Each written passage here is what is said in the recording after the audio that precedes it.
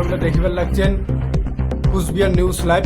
এই Cooch Behar news live থাকিয়া আমরা আরও দেখবার লাগছি, আরও আমার কাছে রিপোর্ট আসিয়া পৌঁছেল যে এসআইআর থাকিয়া আরও গণ্ডগোল।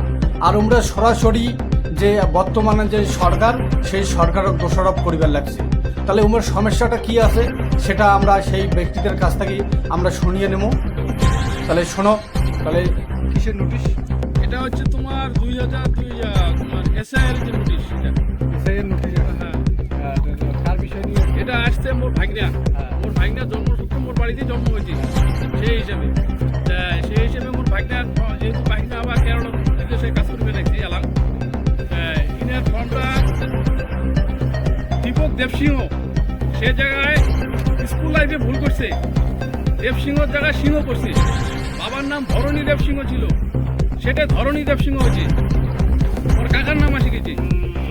এই বিষয়গুলা ভুলটা ওমরা অফিসিয়ালি করছে, সেই ভুলটার খেসারত এখন আমার কি লাগছে। তোমাকে এটাকে ভূমিপুত্র মানছি, এটাকার ভূমিপুত্র মানছি আমরা, কুচবিহারের ভূমিপুত্র, মাথামাথা ব্লকে বর্ষলবাড়ি অঞ্চলের। রাজবংশী মানছি, আমরা রাজবংশী ক্ষত্রিয়, অত্যাচার পরিবার লাগছে।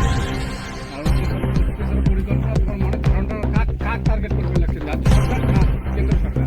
বর্তমানে যেটা আমরা লক্ষ্য করে দেখিবার লাগছি, এটা চক্রান্তটা বর্তমানে সরকারের, বর্তমান ভারত সরকারের হোক, এটাকে রাজ্য যেহেতু রাজ্য সরকারের গণ্ডগোল, এটা রাজ্য সরকারের গণ্ডগোল। এটা এসআইআর সরকার আমরা দেখিবার লাগছে যে কেন্দ্র সরকার করবে লাগছে। হ্যাঁ। কোন সরকার দোষারোপ করবে?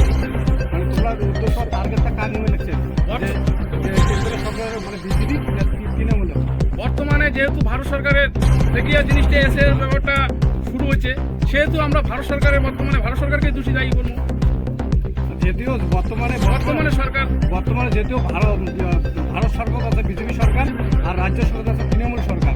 তাহলে তোমরা যে এটা চক্রান্ত নেমে লাগছে, তোমরা চাওয়া যাচ্ছে যে বিজেপি সরকারে এই জিনিসটা করবে লাগছে। আর তোমরা তোমার নাম? আমার নাম দীপিকা দেবসিংহ।